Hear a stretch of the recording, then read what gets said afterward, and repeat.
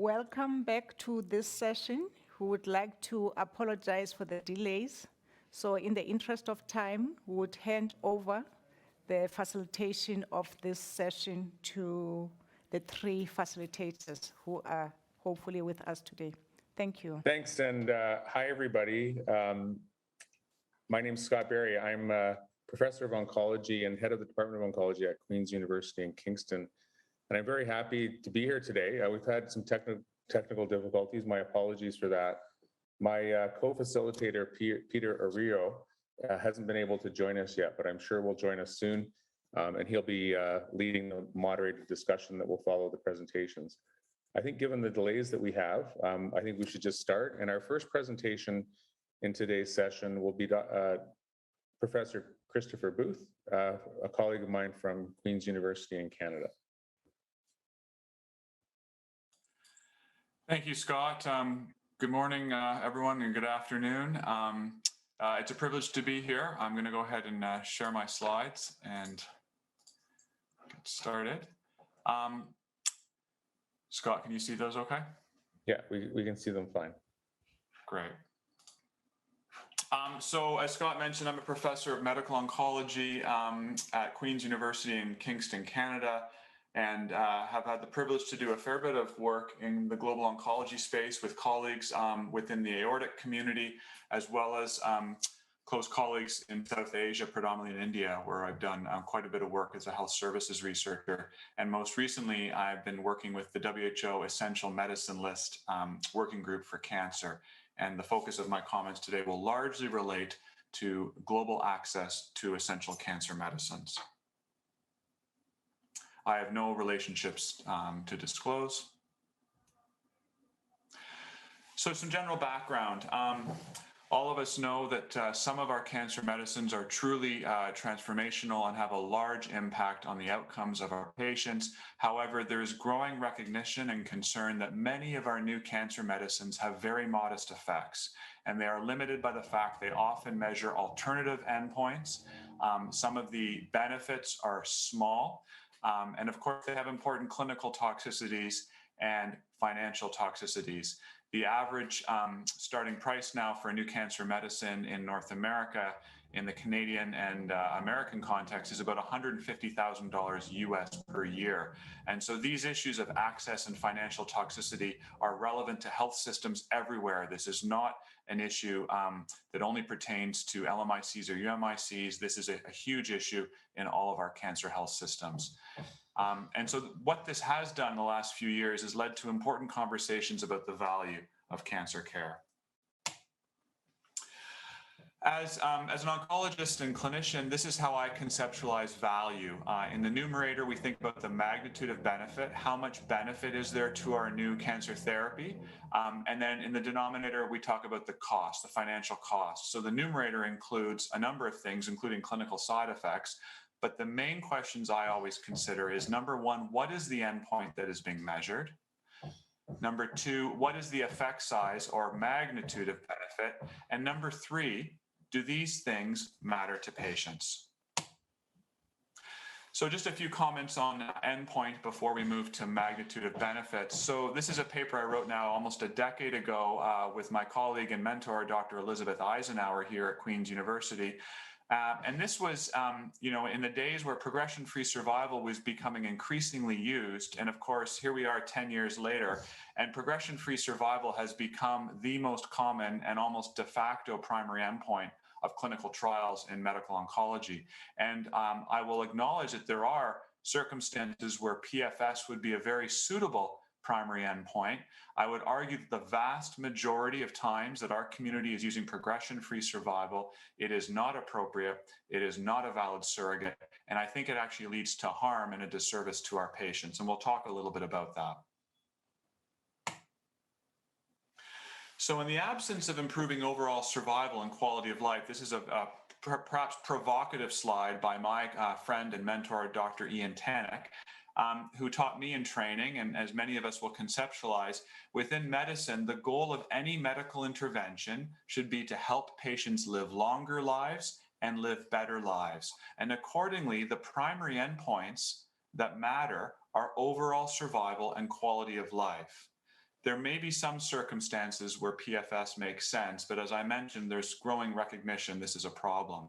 And as Dr. Tannock asks in this very provocative slide, what should we call an agent that improves PFS but has no benefit on survival and adds toxicity? And of course, all of us can recognize that many medicines we read about every day in our major journals would be defined by this. An agent that improves PFS, no impact on survival. Dr. Tannock would argue that this agent is harmful. And I think this is a very reasonable statement, something we should keep in the back of our mind. I recognize there will be some people that might disagree with this, and of course, this doesn't apply to all of our agents that improve PFS, but I just wanted to get the conversation started. Moving from endpoints to magnitude of benefit, this is a famous paper from Tito Fojo and colleagues. They looked at all of the solid tumor drugs approved by the FDA over a period of 12 years, recognizing that within those 71 drugs, some of them had a huge impact on patients. But when you looked at all of them, the median improvement in overall survival was 2 months, or a median improvement of PFS of 2.5 months. So this is very marginal, small steps of improvement. The other thing to bear in mind, of course, is that the magnitude of benefit or the improvements we see in clinical trials are always smaller in routine clinical practice. We call that the efficacy to effectiveness gap. And that simply reflects the fact that patients in clinical trials and health systems in clinical trials are very different from the real world, where patients are older, sicker, with more comorbidity. And so these very small benefits we see in clinical trials are even smaller in routine practice. Some very important tools were designed about 5 or 6 years ago by ASCO and ESMO, and they allowed us to objectively quantify the magnitude of benefit of new cancer therapies. And this was a huge step in the value conversation for cancer care. This was a paper we did with colleagues from Canada, the UK, and India, where I was living at the time. We did an overview of all clinical trials of solid tumor systemic therapy drugs, breast, colorectal, lung, and pancreas. We had about 300 clinical trials. About half of them were positive, so they met their primary endpoint. But when we looked at these so-called quote unquote positive trials, as you can see, only 31% of these trials met ESMO's threshold for clinically meaningful benefit. This means that only 15% of all RCTs in medical oncology are identifying a therapy with clinically meaningful benefit. Clearly, our research ecosystem is inefficient, and we need to think about how we design trials more carefully. And here's another big problem with our current cancer drug ecosystem. This was a follow-up paper by the same group we published in Lancet Oncology a few years ago, where we found that not only is there no association between the magnitude of benefit and drug costs, if anything, there is an inverse relationship whereby the drugs with the smallest benefit have the largest price. And obviously, in our day-to-day lives, there is very little context where this relationship would hold true. And so clearly within the cancer drug policy and pricing space, we have a major problem. And if we think about value at the global scale, we need to talk about this problem and come up with creative solutions. Just the last couple of comments before we move into the essential medicine study we've just completed. Our group has done a series of studies over the last decade where we've tracked randomized trials in medical oncology now over a period of 45 years, from the mid-70s. And there's been many improvements, obviously, in cancer care, many new therapies that are very helpful, and RCTs in many ways have improved over the last 40 years, but there are some reasons to be concerned. You can see on this slide that over the last 40 years, the proportion of clinical trials funded by industry has skyrocketed. We're now up to about 80 or 90% of medical oncology RCTs are funded by industry. And the other thing that has increased is sample size. And while in the early days, a clinical trial with maybe 100 or 200 patients was clearly probably too small, we're now in the era of mega trials. And the problem with these mega trials of 1,000 and 2,000 patients is they now have the statistical power to detect differences that are statistically significant, but maybe not clinically significant. And this is a big issue in our field. We've just updated this. The most recent paper came out about 6 months ago in JAMA Oncology, where we looked at the evolution of the randomized trial again in major tumors in the major journals. And you can see here, over time, overall survival has been decreasing. It is now the primary endpoint in only about 30% of trials. And you can see that progression-free survival continues to increase. Now more than 40%, almost half of our clinical trials are designed to show an improvement in progression-free survival. And you can see here, industry funding is now approaching 90%. We clearly have some work to do in our field. And when you look here, our results are very sobering. The median improvement in overall survival is about 3 months. Clearly, some of our treatments have much larger benefits, but a lot of them are very small. I'm now going to shift to the recent paper we published in Lancet Oncology of access to essential medicines. And of course, this is relevant in every health system and particularly relevant in the African context, where access to medicine is a challenge for many of our colleagues practicing oncology. This was a very diverse, multidisciplinary, multinational research team. Most of us work with the WHO EML as part of the Cancer Medicine Working Group. And you will see here that we have investigators really from all over the world. It was a really dynamic and fun team to work with. This paper was published just a few months ago. The essential medicine list is a process run by the WHO to identify the highest priority medicines. This can guide country-level procurement to facilitate access to cancer medicines in the context of a universal health system. The official policy is that cost should not be a reason to exclude a medicine from the EML, but the reality is that in the modern era of incredibly expensive medicines, we do need to consider this. There is there's a concept that by adding a drug to the EML, it may reduce prices through competition and the medicine patent pool, although there's some discussion to be had about that. And the essential medicine list probably has the greatest relevance in health systems which do not yet have their own health technology assessment process in place. The project we did was to ask a few fundamental questions. Number one, which cancer medicines do frontline oncologists consider the most important? Question two, does the essential medicine list reflect these high priority medicines? And question three, are these medicines available to patients in routine clinical practice? This was an electronic survey. It was distributed to oncologists in 77 countries. I imagine some of the members of the audience participate in this study, and thank you. We're very grateful for your help. The primary question, and the reason we call this the Desert Island Project, was it was based around a hypothetical thought experiment that many of us have had before at dinner parties. If you were moving to a desert island and could only bring 3 books, which book would that be? Or 3 musical records, which records would you bring? So the question here was, imagine your government has put you in charge of selecting anti-cancer medicines for your country. You are allowed to select a maximum of 10 medicines. Cost is not an issue. Which drugs would you recommend to your government to achieve the greatest benefit for the most patients? We had almost 1,000 respondents from 82 countries. You can see about 2/3 of respondents were from high-income countries, and about 1/3 collectively were from UMICs and LMICs. When we looked at the top 20 medicines that were most commonly listed, the most essential medicines, the vast majority are older drugs that are cytotoxic chemotherapy and hormone agents. You can see 2/3 of these were approved by the FDA more than 20 years ago. 19 of these top 20 drugs are already on the essential medicine list, and you can see a lot of consistency across health systems. 15 of the 20 drugs were identical across HIC, UMIC, and LMIC health systems. This was the overall ranking, and again, many of these medicines make sense. It makes sense, doxorubicin, cisplatin, paclitaxel. As you can see, the drugs that we use every day that we know improve overall survival for our patients were the most commonly selected drugs. You can also see most of them are older, inexpensive, generic medicines. There are a few modern medicines, trastuzumab, rituximab, that are on the list, but again, most of these modern or newer medicines are ones which have large benefits. However, we found major problems with access. So you can see the proportion of oncologists who indicated universal availability for the medicines in the top 20 list. In LMICs, a very small number of oncologists were able to access these medicines in a universal context.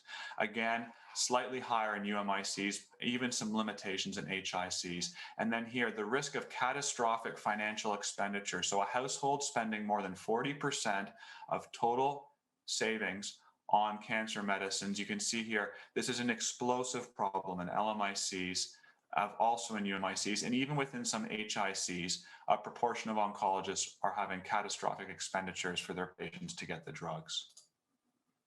So just to give a context here, this is from our oncology respondents from LMICs. Doxorubicin, again, this is a generic medicine, very old, should be inexpensive. Only 1/3 of oncologists are able to access this universally for all patients. 1/3 of oncologists say there will be substantial out-of-pocket expenditures. And again, about 1/3 said their patients will have catastrophic expenditure to access doxorubicin. Same thing even for tamoxifen. These are medicines that should be very, very inexpensive. And look at this, trastuzumab, even with biosimilars, only 15% of women in LMICs have universal access to trastuzumab. So in summary, from this Desert Island Project, we found that 19 out of 20 of the highest priority medicines identified by frontline oncologists are already on the essential medicine list. So this in some ways is validation of the EML list because there's a lot of agreement between frontline oncologists. We found that the vast majority of the highest priority medicines are older, cytotoxic, and hormonal agents. We found striking barriers to access even old, cheap medicines in LMICs and risk of substantial out-of-pocket expenditure and catastrophic expenditure in all these countries. The bottom line implications from a global policy perspective is that the WHO EML is an accurate reflection of which medicines matter most to clinicians. However, while the list has external validity, there are major problems with implementing access to the list on the front lines of care. These medicines are not sufficiently prioritized by country-level policies. There is limited availability for even fundamental generic regimens for basic cancer care. And given that we have a hard time accessing these medicines with large benefits that should be inexpensive, as a community, we need to think very carefully about the addition of new and expensive medicines to the EML, given that currently we are unable to provide access to even the core medicines that provide large benefits. Thank you for the opportunity to speak today, and I look forward to the discussion later this session.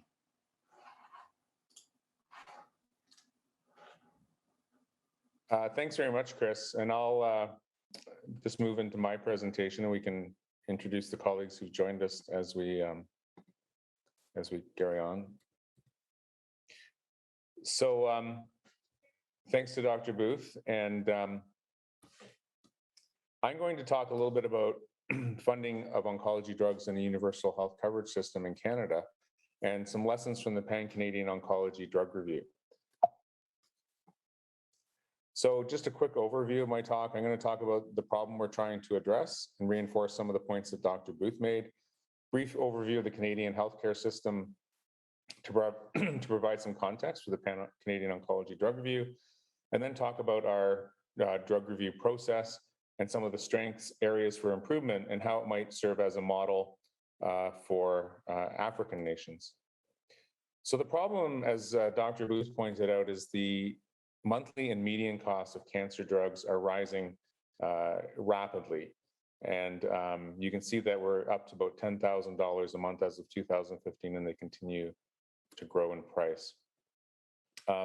Another point to reinforce Dr. Booth's point and some of the work that he did, this is from Vinay Prasad and his group.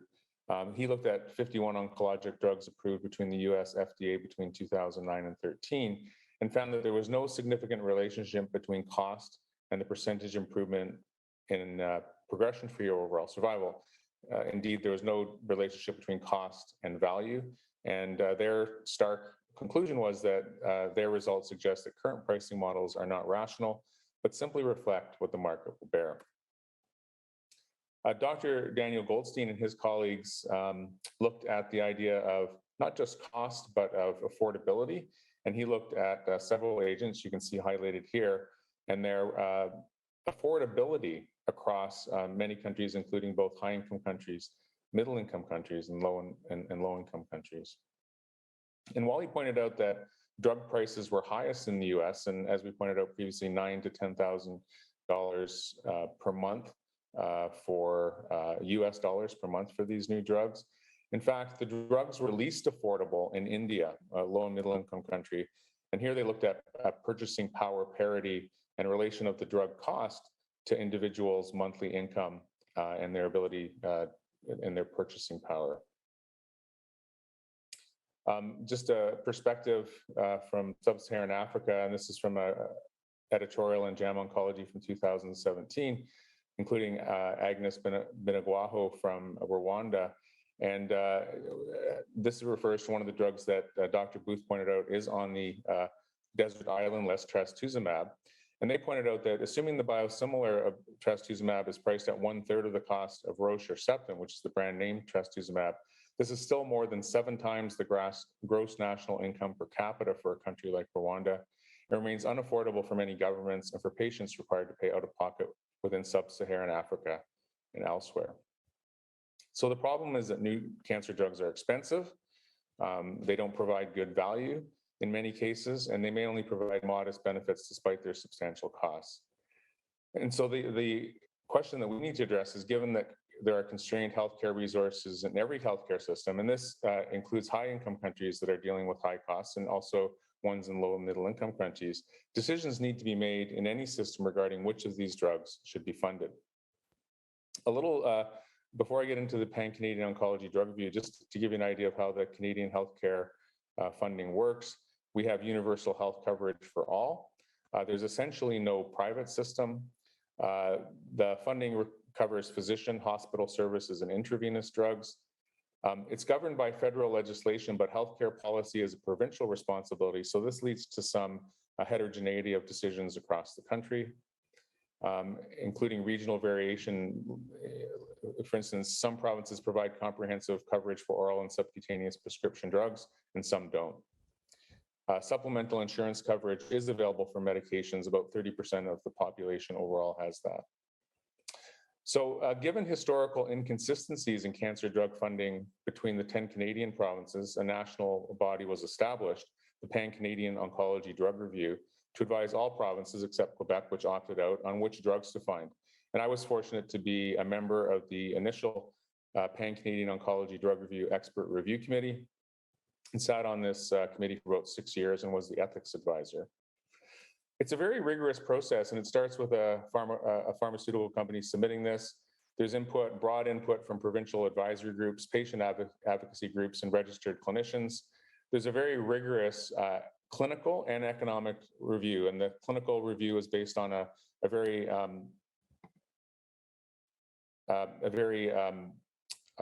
thorough evidence-based review, and the economic review also has a very rigorous health economic review team.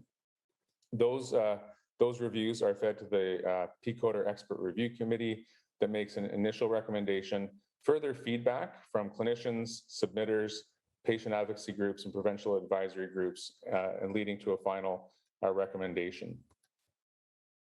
There are many underlying principles for the Pan-Canadian Oncology Drug Review, but I'd like to focus on the ethical framework because this helps provide legitimacy for this process. And the underlying ethical framework is based on a framework called Accountability for Reasonableness, which was originally proposed in 1997 by Norman Daniels, a philosopher, James Sabin, a psychiatrist. And they asked the questions: under what conditions should society grant authority to individuals or institutions to set limits on healthcare? And they said that for this to be a fair process and to have legitimacy, the process needed to be public, to be transparent, and to be communicated well. It had to be relevant, that it had to have the right people making the decisions and using the appropriate rationales. So let's take a little look at, and the PCODER process is quite transparent, and there is effective communication of framework and the rationales for decisions. This is a link to the PCODER website, And for any drug, you can find a summary of the evidence submitted, whether it's clinical or economic. You can see how the deliberations proceeded, how the decisions were made. So very transparent, very transparent and very good communication of this on their website. In terms of relevance, two major components, people and rationales. In terms of the people making the decisions, you can see that as part of the process, there are many opportunities for many groups, clinicians, patient advisory groups to provide input and feedback. But you can also see that the expert review committee is made up of a broad group of individuals, including not only oncologists, but patient representatives, health economists, and non-oncologists. So a broad group of stakeholders to make these decisions. And as I said, lots of opportunities for both input and feedback by a broad number of stakeholders. So the accountability for reasonableness framework also talks about the rationales for the decisions, and it says that decisions should be made on the basis of reasons, such as evidence, principles, or values that fair-minded people can agree are relevant to meeting diverse health needs under resource constraints. And the PCODER Review Committee, Expert Review Committee deliberative framework focuses on 4 key things: overall clinical benefit, alignment with patient values, cost effectiveness, and feasibility of implementation. I think you can agree those are all very reasonable things to focus on. In terms of overall clinical benefit, and I'm not going to go into detail, but they focus on important things that would be important to both patients, their families, and society: the effectiveness of the drug, the safety of the drug, the burden of the illness, and clinical need. The PCODER Expert Review Committee, in terms of cost effectiveness, they have a threshold that is appropriate for a Canadian decision-making framework, and it focuses on drugs that meet a cost effectiveness threshold of about $50,000 to $100,000 per quality adjusted life year. But that can be adapted to the circumstances. This is a principle-based framework that can be adapted to different situations.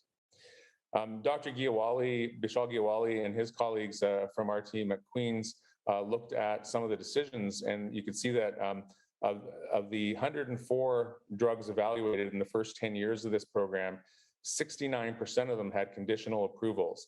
And this meant that the drugs were effective, but not cost effective. And at that point, if a drug is effective but not cost effective, they would only get full approval if the price was then negotiated to a cost-effective level at the Pan-Canadian Pharmaceutical Alliance. So a very strong tie between this rigorous process and the ability to negotiate affordable prices at a national level. So in terms of some of the Pan-Canadian Oncology Drug Review strengths, they use strong scientific, economic, ethical, and deliberative framework. They have clearly articulated decision-making principles and processes. They're very transparent and they communicate their decisions well. And there's an involvement of a wide group of stakeholders, including lay and patient representatives. All of these features enhance the legitimacy and fairness of the process, so decisions can be respected. More importantly, the collective involvement of all 10 provinces, backed by a robust process, provides a good position to negotiate the lowest drug price once a recommendation has been made where a drug is effective but not cost effective. Some of the areas in terms of need for improvements, the system is set up to advise sequentially on individual drugs, but the process is not designed to allow prioritization between different drugs within a constrained budget. And it's not designed to delist drugs that are no longer meet the needs of society. And so those are some of the major issues. The other thing is that when Dr. Giawali and his team looked at the decisions made by the Pan-Canadian Oncology Drug Review, this cohort study found that although the PCODER takes into account the magnitude of clinical benefit, only half of the cancer drugs that received a positive recommendation had evidence of improved overall survival, and the survival gains were usually modest. These results suggest that although PCODER helps filter out some cancer drugs with low quality of evidence and low magnitude of benefit, cancer drugs without meaningful patient benefit continue to enter the Canadian market. And these findings are important for making reimbursement policy decisions globally.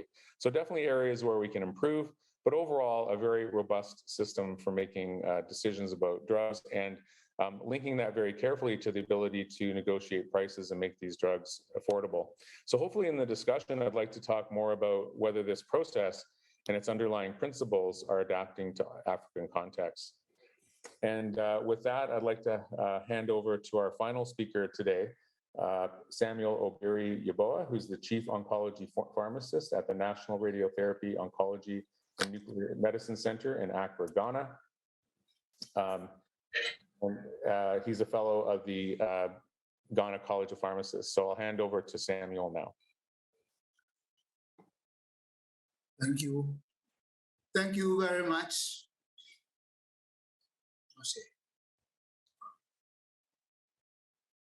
Can you hear me? Hello? Yes, we can hear you. We can hear you.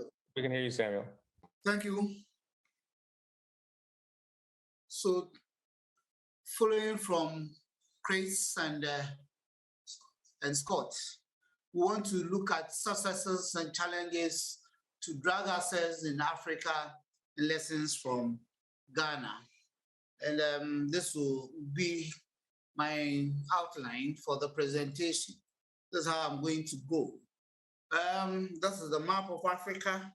And in Africa, there are 54 sovereign states in Africa with a population of about 1.4 billion, which forms about 16.72% of the total world population. In 2015, approximately 1.6 Africans died of malaria, TB, HIV, and related illness. Those diseases can be treated and prevented with timely access to appropriate and affordable medicines, vaccines, and other health services. But less than 2% of the world's disease burden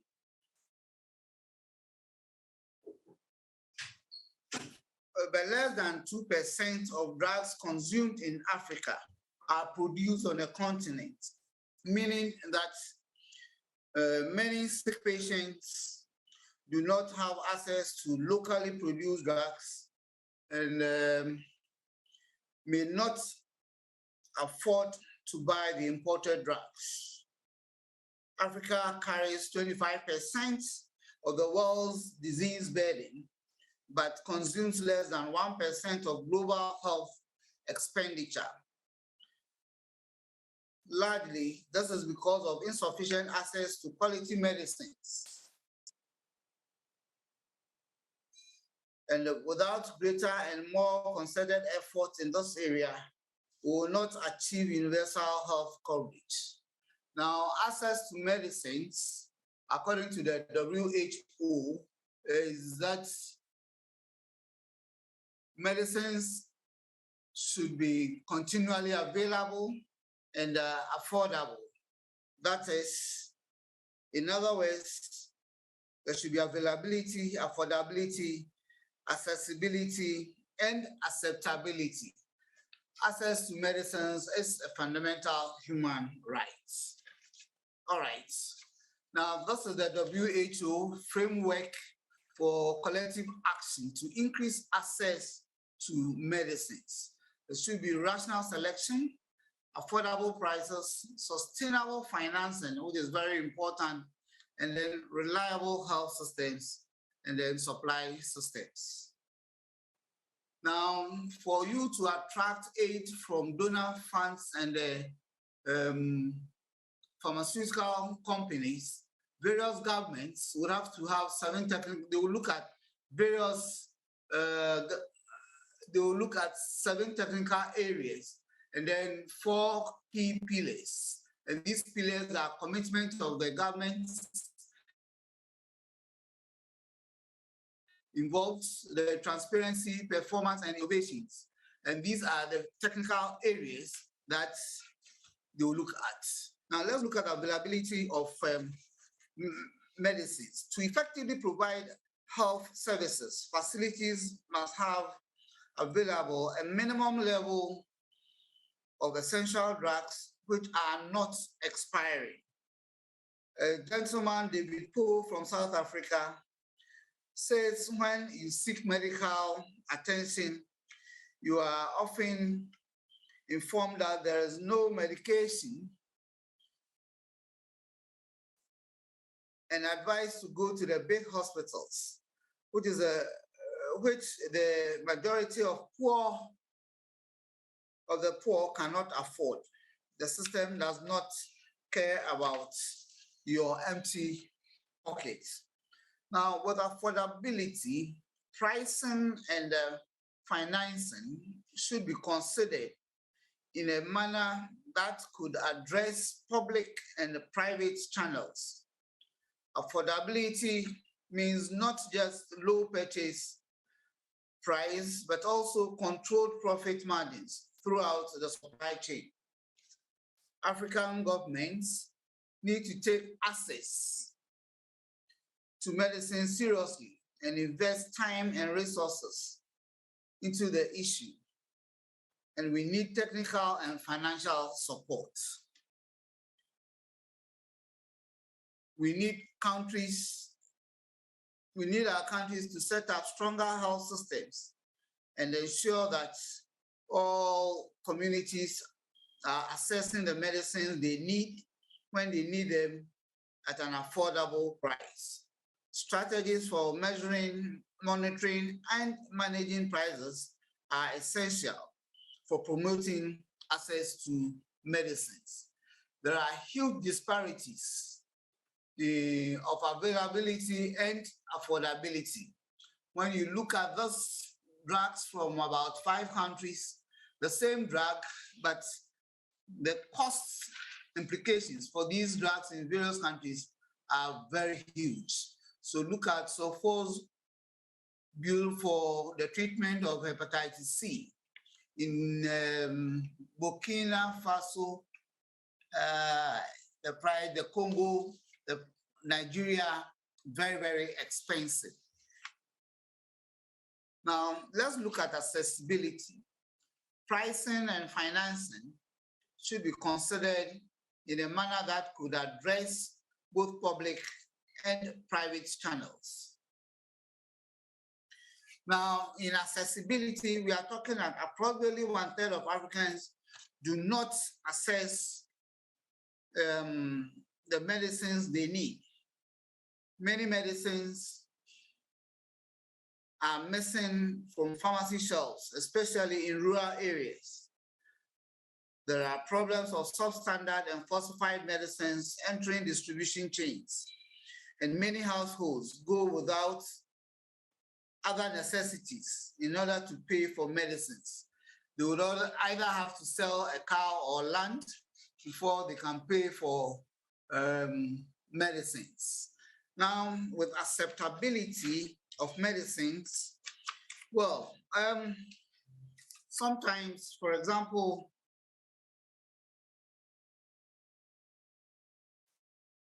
it's also considered to be driven by characteristics of the user: age, ability, disease, type, and then the state, and by the characteristics of the medicinal products: palatability, swallowability, appearance, complexity of modification before administration, required dose, container, or administration device, and mode of administration are proposed as characteristics of the medicinal products. Now, countries in Africa are not doing so badly. We have, as Chris was saying, we have 47 countries who have national medicine policy. 44 countries have national essential medicine list. 15 countries also have universal health coverage roadmaps. 65% of countries have tax exemptions and waivers for pharmaceuticals. All this is to bring prices of medicines down so that people can afford. And so our governments are doing so much to build transparency and accountability, also to increase access to quality medicines, also to tackle corruption and mismanagement, to work with all stakeholders in public and private NGOs, and then also to proactively engage civil society and the private, and then to collaborate with international players to bring medicines to the people. Now, let us look at status of access in Ghana. Now, in Ghana, there is availability of the National Health Insurance Scheme. Now, you will notice that there are most cancer drugs for breast and cervix are found in the National Health Insurance Scheme. Of late, trastuzumab was put on the National Health Insurance for women with breast cancer to assess. Now, there are health policies promoting accessibility to medicines. Again, we have also instituted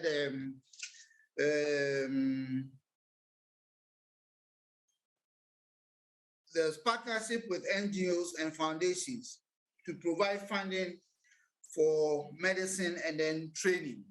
Currently, World Child Cancer is training a number of doctors, nurses, and pharmacists in the provision of these services. And then presence of local manufacturers who produce some medicines. Unfortunately, the cytotoxics are not produced in Ghana. We don't have cytotoxics being produced in Ghana. All that we have are imported. But also, we have also adopted the standard treatment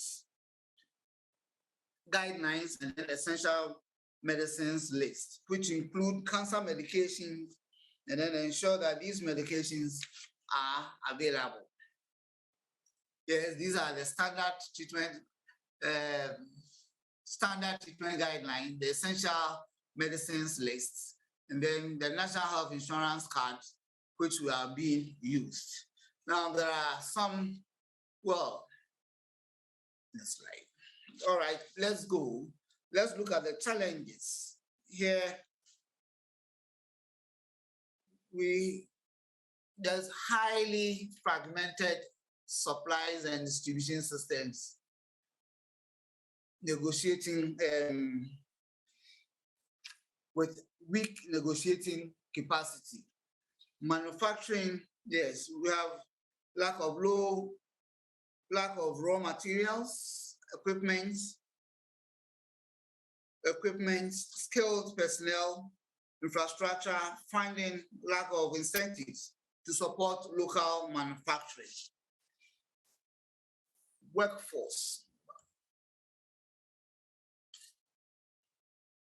Yes, the workforce. Inadequate number and skills, people-based, and then there's a lot of brain drain also and then selection, lack of rational selection and quantification. We don't have the experts, okay, to do the quantification also for us. But in Ghana, we also have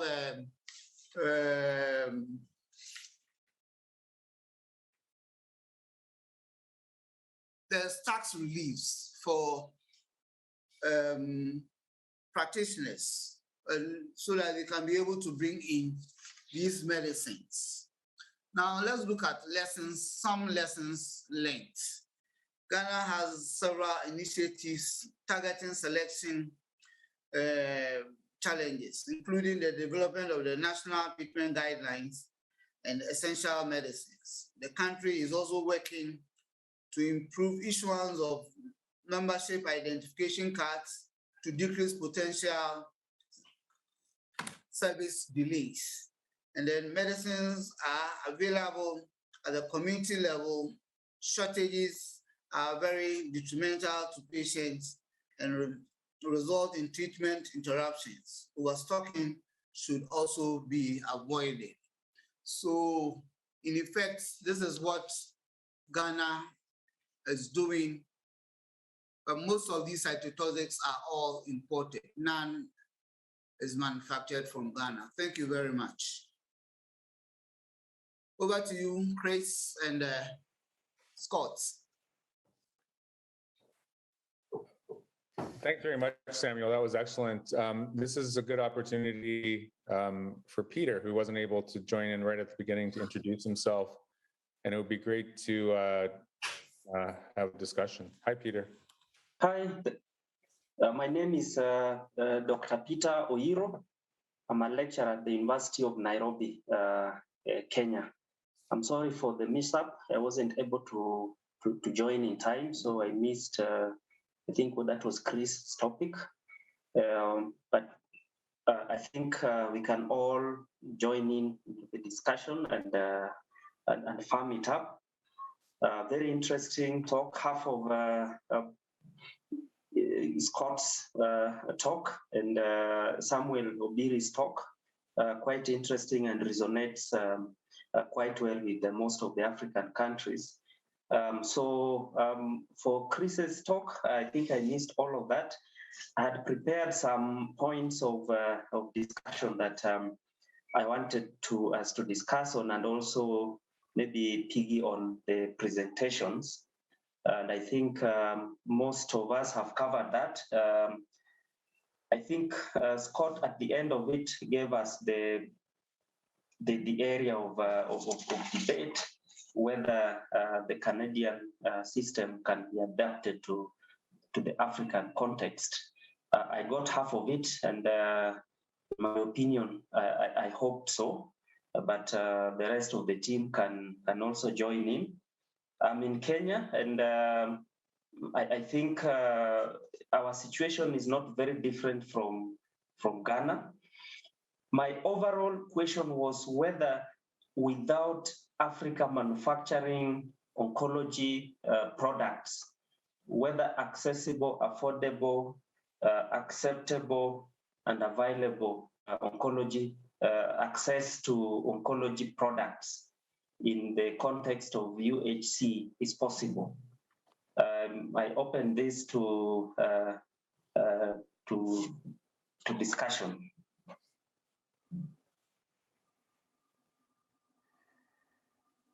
I'd be interested in Samuel's thoughts on that first.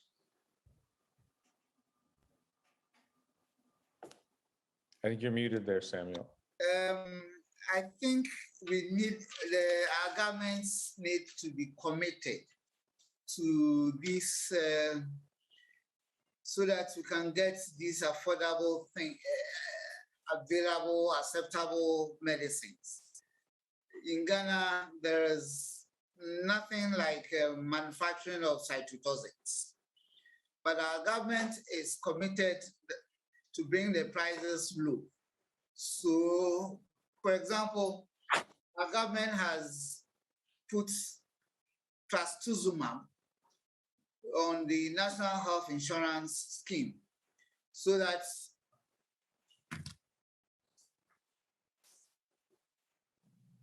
the trastuzumab is about $1,300, but our patients, for $1,300 per vial, but our mothers or sisters with breast cancer access those for free through the National Health Insurance Scheme.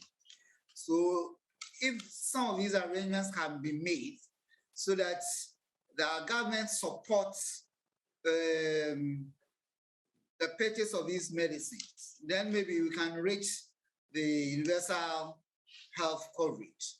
But I think efforts must be made for us to try and manufacture some of these things in our own country. Thank you. Thank you very much. Scott, in our country, and I think this applies to the rest of the African countries, is the issue of registration of medicines to ensure safety and also to ensure that it's approved drugs that are registered and made available for access. And in this, you talked heavily about expert review and sort of research oriented process.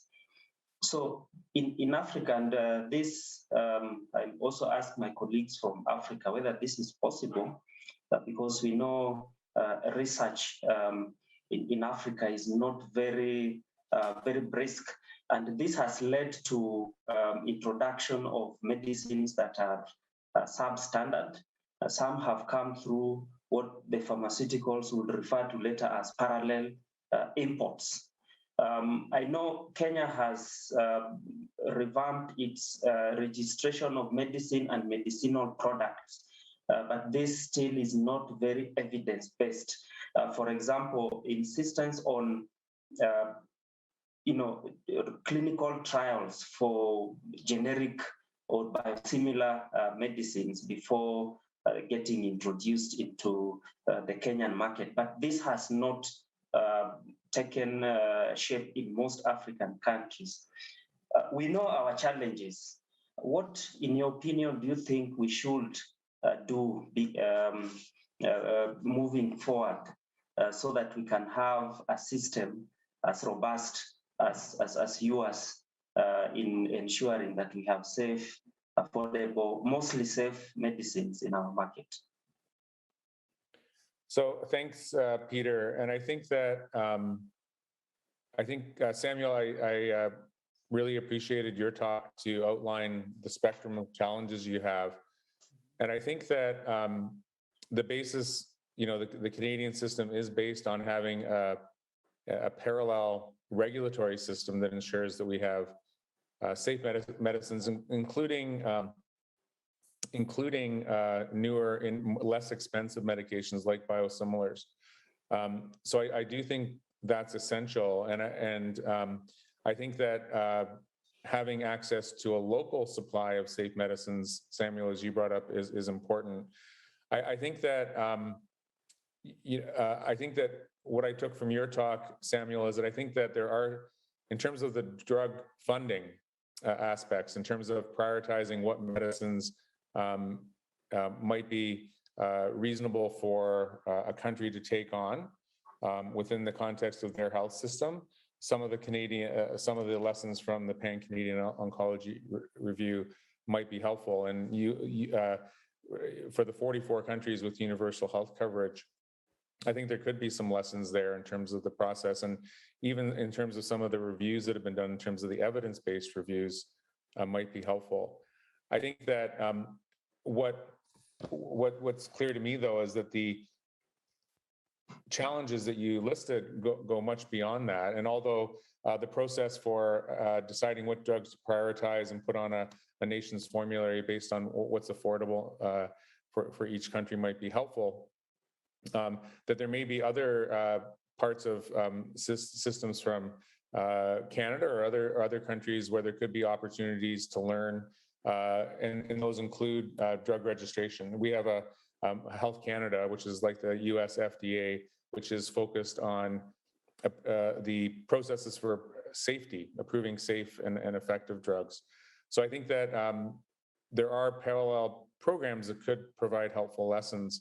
I think, though, that some of the key challenges you face, such as negotiating prices, having a robust process in place, and perhaps even what we've learned in Canada is by bringing the 10 provinces together, gave us a much better negotiating power than having each individual province negotiate. And if there could be, among those countries, the 44 countries with some type of universal health coverage or national health insurance, if some of those countries could band together, have a robust process for reviewing drugs, might give them a chance to have a better negotiating power to make drugs more affordable. So I think that just to summarize, prioritizing drugs is just part of, it may help with facing some of the challenges. We may need help from other parts of the drug regulatory system and drug manufacturing to help face other challenges as well. Thank you for that. Now, the other thing I picked from Samuel's talk was about financing, and I just wanted him to clarify. Therefore, the sustainability. We know there are social health insurance schemes that have come in to plug the gap. In Kenya, for example, we have the National Health Insurance Fund, but with time, the reimbursement or the capitations have been going down, meaning that the amount that patients have to pay from pocket continues to increase. How sustainable is the system in Ghana, where trastuzumab, which we know sometimes patients get for up to 12 to 18 cycles? How sustainable is that on a long term for the Ghanaian patients?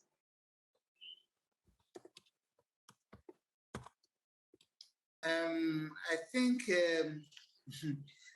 trastuzumab, which is on our national health insurance, for it to be sustainable, then it should come from the commitment of the government to continue the arrangement, so that breast cancer patients who qualify can have access to that medicine.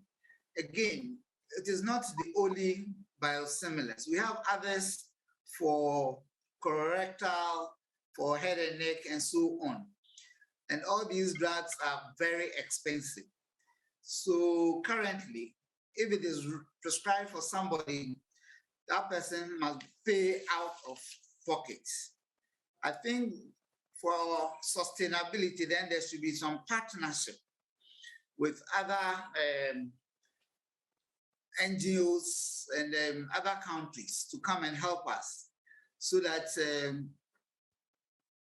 patients with cancers can access these medicines. Thank you. Thank you very much for that. Chris, I missed your talk, but essential medicines list is usually quite a debate, more so in Kenya, in the sense that WHO would release the list of medicines that countries in resource-constrained settings should abide by. But this is usually not the case. For example, drugs like rituximab, even trastuzumab that Samuel has talked about, and a number of drugs have actually joined the WHO essential drug list. Kenya tried to roll out universal health coverage in 4 counties, and in some counties it was a success, a short-lived success for that matter. One of the reasons was availability of drugs, most of drugs in the essential drug list. I really don't know what can be done to implement this. Most of the times, most African governments will talk of cost, and some will say, access to medicine is a fundamental human rights. What's your thought? What can we do to ensure that the essential drug list is adhered to? Thank you, Peter. It's a great question, probably one of the most difficult questions kind of facing our community right now. And I guess, I would conceptualize it, there's, 2 fundamental challenges, as Samuel, very elegantly described. The first is actually getting a supply chain. So getting a supply chain, manufacturing high quality drugs which are available. So really the logistics of getting the medicines into the clinics. But then the really tricky part beyond the logistics is how to pay for all of this. And I think, what you've commented on, and as well as Samuel and Scott, is that I think the first step is to talk about it and recognize that the current situation is not right.